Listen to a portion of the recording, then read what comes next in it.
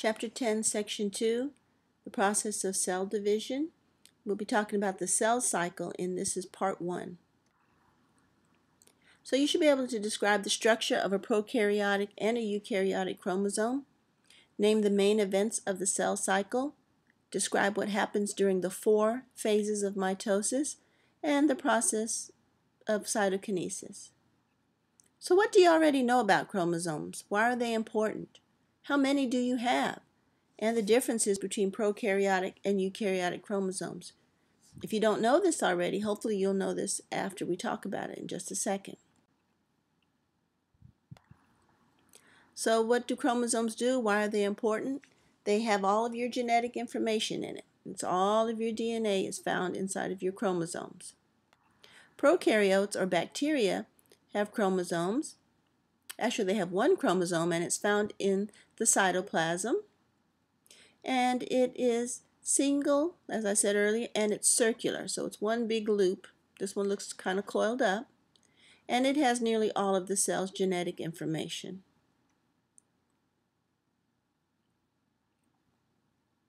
When we talk about eukaryotes, you know that eukaryotic organisms have a lot more DNA.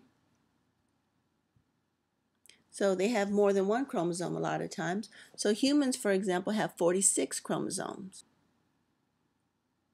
Now, as far as what is a chromosome, it contains chromatin. Remember earlier in the year we talked about chromatin when we talked about organelles, and it's a relaxed form of DNA. It's DNA that is not coiled up, and it's made up of chromosomes and histones. So when you're looking at chromosome structure, this is usually the kind of chromosome that you normally see. What happens is that your DNA tightly coils around these little proteins called histones. And when you have a DNA and coiled around the histone, it's called a nucleosome.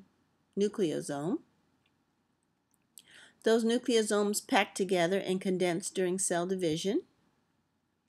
And it gives you the shape that you see, which is a duplicated chromosome with supercoiled chromatin. Here's a picture that better illustrates that. On the right-hand side, you have the relaxed DNA. Coils around the histones, forming what's called a nucleosome. It supercoils, coils up tightly, and makes what's called a chromosome. So when we're looking at the cell cycle, what type of lifespan, or what does a cell do? Okay, so the first thing a cell does is that it grows, and then it prepares to divide. That's pretty much what it does. It grows, it prepares to divide, then it divides.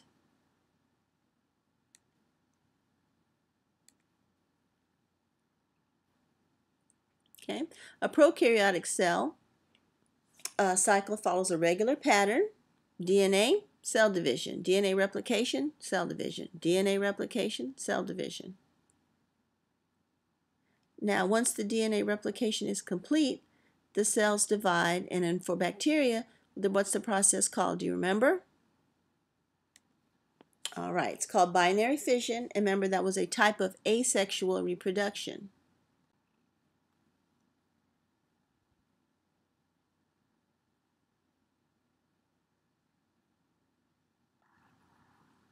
Now, eukaryotic cells have a little bit different path that they take. There's 4 phases. They have what's called the G1, the S, the G2, and the M. Now, interphase is what covers G1, S, G2, and M. And then you have what's called cell division, or the M phase.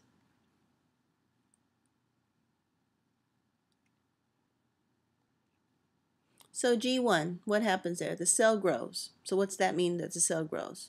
Well, it increases in size, and it makes new proteins and organelles. Next phase is the S phase. That's when the DNA is copied. Okay, DNA replication is the big thing that happens there. Then in G2, the cell's getting ready for cell division. So some of those organelles, such as centrioles and spindles, are made during this time. And then we have M phase, which is also cell division, which is broken into mitosis and cytokinesis. Mitosis is division of the nucleus, and then cytokinesis is division of the cytoplasm.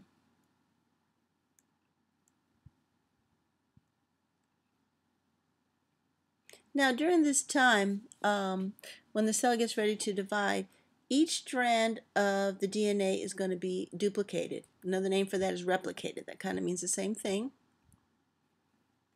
So in the middle here, where it pinches together, is what's called the centromere. That's where each pair of chromatids is joined. Remember, one side is considered a chromatid. Okay, you have this X structure, but the left side would be a chromatid, the right side would be a chromatid, and where they're connected together is called the centromere. That centromere is pretty important when we talk about cell division. Do you remember what this is a picture of? Okay, these are centrioles. And they help to organize the spindle. It's going to help in cell division. And then this here is the spindle fibers. Okay. And these help separate the chromatids.